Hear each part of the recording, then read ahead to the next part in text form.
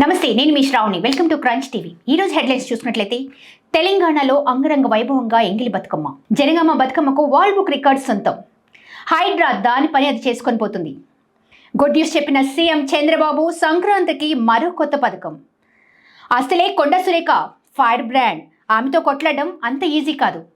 So ముందుగా తెలంగాణలో అంగరంగ వైభవంగా ఎంగిలి బతుకమ్మ అయితే చాలా బాగా జరిగింది అని చెప్పాలి. ఎందుకనంటే దసరా అనగానే ముందుగా ఎంగిలి బతుకమ్మతో స్టార్ట్ అవుతుంది. సో ఆడవాళ్ళందరూ ఎంతో ఉత్సాహంగా ఆనందంగా జరుపుకునే పండగ, అందులోనూ అందమైన పూలతో ఎంతో అందంగా పూల బతుకమ్మని జరుపుకుంటూ ఉంటారు. సో దీని గురించి మా ప్రతినిధి రిషి మాట్లాడతారు. రిషి, తెలంగాణలో అంగరంగ వైభవంగా ఎంగిలి బతుకమ్మ ఎలా జరుపుకుంటున్నారు, ఏంటి అవుట్పుట్ అసలు? శ్రావణి, ఇక తెలంగాణలో చూసుకున్నట్టయితే అతి పెద్ద బతుకమ్మ అయితే 9 రోజులు జరిగే ఈ బతుకమ్మకు ఎంతో ప్రత్యేకత ఉందని చెప్పుకోవచ్చు. అయితే తెలంగాణలోని 9 రోజులు జరిగే ఈ విశిష్టమైన శుభకార్యానికి ఈ రోజే నాంది పలికారు. అయితే ఈ రోజు వచ్చేసి ఎంగిలి పూల బతుకమ్మతో మొదలయ్యి సద్దుల బతుకమ్మతో ఎండ్ అయ్యే పండుగ. ఒక పూలకు పూజించి పూలను ఆరాధ్య దైవంగా పూజించే పండుగ అని అంటే ఒక బతుకమ్మ అనే చెప్పుకోవచ్చు. అయితే ఈ రోజు చూసుకున్నట్టయితే ఎంగిలి పూల బతుకమ్మ భాగంలో చాలా మంచిగా అంగరంగ వైభవంగా చేసుకుంటున్నారు తెలంగాణ ప్రజలు. ప్రతి గ్రామ స్థాయి నుంచి కూడా, పట్టణ స్థాయి నుంచి కూడా, జిల్లా స్థాయి నుంచి కూడా, రాష్ట్ర స్థాయి కూడా చాలా అంగరంగ వైభవంగా చేసుకుంటున్నారని చెప్పవచ్చు శ్రావణి. అయితే ఎవ్రీ టైం అంటే ప్రతి సంవత్సరం కూడా జాగృతి రూపంతో, అంటే జాగృతి పేరుతో కవిత గారితే బయటకు వచ్చి బతుకమ్మ గురించి చాలా హంగామా చేస్తూ ఉంటారు. సో ఈసారి ఎలా ఉండబోతుంది, అసలు ఏం జరుగుతుంది? అయితే తీసుకున్నట్టయితే శ్రావణి, అయితే తెలంగాణలోని గత పాలనలో కేసీఆర్ గారి పాలనలో చూసుకున్నట్టయితే కవిత గారికి ప్రత్యేక నిధులు కేటాయించుకొని ప్రత్యేక దానికి ఒక జాగృతి అనేది రాష్ట్ర స్థాయిలో ఎప్పుడు ఉండేది. అయితే రాష్ట్ర స్థాయిలో కాకుండా ఈసారి కవితకు కొంచెం అస్తవ్యస్తంగా, అంటే తన ఆరోగ్య పరిస్థితి కూడా బాగాలేనటువంటిది మనం చూసామన్నమాట. అయితే మొన్న తిహార్ జైల్లో ఉన్నప్పుడు ఆమెకి కొంచెం హెల్త్ అప్సెట్ అయ్యి, హెల్త్ పరంగా కొంచెం ప్రాబ్లం అయ్యి ఈసారి బతుకమ్మను ఆమె కండక్ట్ చేయలేకపోతుందని చెప్పుకోవచ్చు. అయితే రిపోర్ట్స్ పరంగా కానీ దాని పరంగా కానీ చూసుకున్నట్టయితే తనకు ఏదో వైరల్ ఫీవర్ అని చెప్పేసి డాక్టర్లు నిర్ధారించడం జరిగింది. అయితే రెస్ట్ లో ఉన్నారని చెప్పేసి కవిత రెస్ట్ లో ఉన్నారని చెప్పేసి తెలుస్తుంది శ్రావణి. రైట్. అయితే ఇప్పుడు ప్రస్తుతం అయితే జనగామ బతుకమ్మకు వరల్డ్ బుక్ రికార్డ్ అనేది వచ్చింది అనేది మనం విన్నాము. అయితే అసలు ఎలా జరిగింది, ఏంటి దాని విశిష్టత?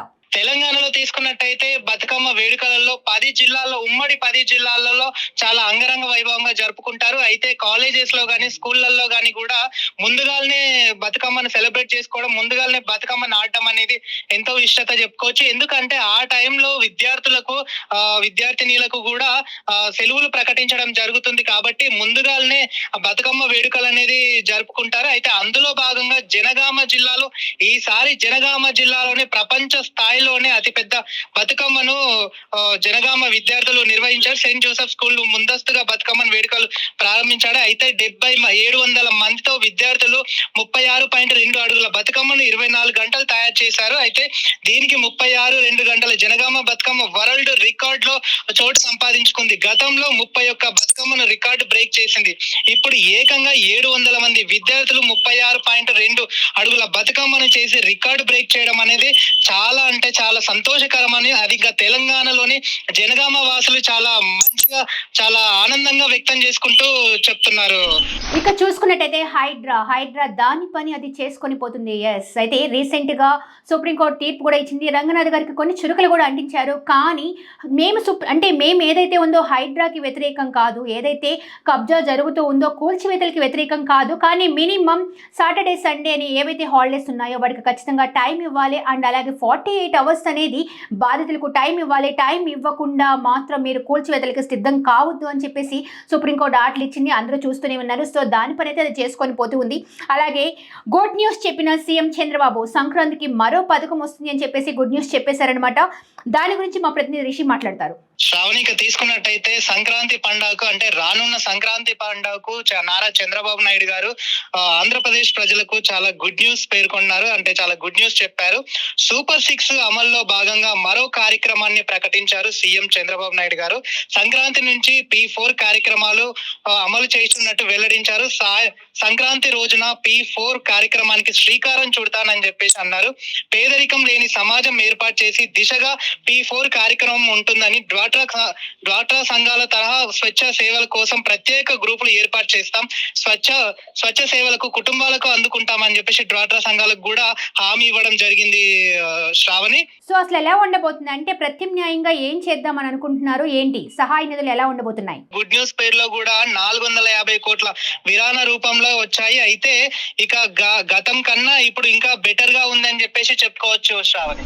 అసలే కొండ సురేఖ ఫైర్ బ్రాండ్, అయితే ఆమెతో కొట్లాడడం అంత ఈజీ కాదు. అయితే ఇక్కడ చూసుకుంటే రీసెంట్ గా కొండ సురేఖ గారు కేటీఆర్ పైన కొన్ని వ్యాఖ్యలు చేశారు. అంటే సమంత నాగ చైతన్య విడిపోవడానికి కేవలం కారణం కేటీఆర్ అని, కేటీఆర్ కి రేవ్ పార్టీస్ తో సంబంధాలు ఉన్నాయని, దాని మాదక ద్రవ్యాలు వాడతారు అని, అలాగే చాలా మంది హీరోయిన్లు కూడా బయటకు వెళ్ళిపోవడానికి పెళ్లి చేసుకోవడానికి కారణం కేటీఆర్ అని చెప్పేసి కొండ సురేఖ అయితే అన్నారు. దానిపైన వెంటనే కేటీఆర్ స్పందించారనమాట. ఎస్పెషల్ గా చెప్పాలి అంటే కొండ సురేఖ మీ ఏడుపు పెడబొబ్బులు అనేది మా మీద చూయించకండి. మీరు ఇంతకు ముందు ఎన్ని మాటలు మాట్లాడారు సోషల్ మీడియాలో, మా మీద ఎన్ని వ్యాఖ్యలు చేశారు, ఎంత ఘాటుగా స్పందించారు, ఎన్ని బూతులు చెప్పారో మేము స్పష్టంగా చెప్పాల్సిన అవసరం కూడా లేదు, ఎందుకంటే అందరికీ తెలిసిందే అని చెప్పేసి ఆయన మాట్లాడారు. ఇలాంటి వదంతులు మీరు చేయకండి, ఏడవడం పెడబొబ్బులు పెట్టడం వల్ల ప్రతి ఒక్కరికి సానుభూతి వస్తుందేమో, కానీ నిజాలు ప్రజలకు తెలుసు అని చెప్పేసి కేటీఆర్ వ్యాఖ్యానించడం అయితే మనం చూసాము. అయితే దీని మీద సబితా ఇంద్రారెడ్డి గారు కూడా స్పందించడం జరిగిందనమాట. అసలు మీరు అంటే ఏ విధంగా చూసి కొండ సురేఖ ఏదైనా సరే వాస్తవాలు మనం మాట్లాడుకోవాలని చెప్తున్నారు. మీరు దేనైనా సరే పర్సనల్ గా తీసుకోకూడదు, పర్సనల్ గా కావాలి అని చెప్పేసి మీరు కేటీఆర్ మీద అలా వ్యాఖ్యలు చేయడం అనేది సరికాదేమో. మీరు రాజకీయంగా కొట్లాడండి, రాజకీయంగా చూడండి, కానీ దీన్ని పర్సనల్ గా మాట్లాడుతూ పర్సనల్ వ్యాఖ్యలు చేయడం కరెక్ట్ కాదని చెప్పేసి సబితా ఇంద్రారెడ్డి కూడా ఫైర్ అవడం జరిగింది. Signing off. చూస్తూనే ఉండి క్రంచ్ టీవీ.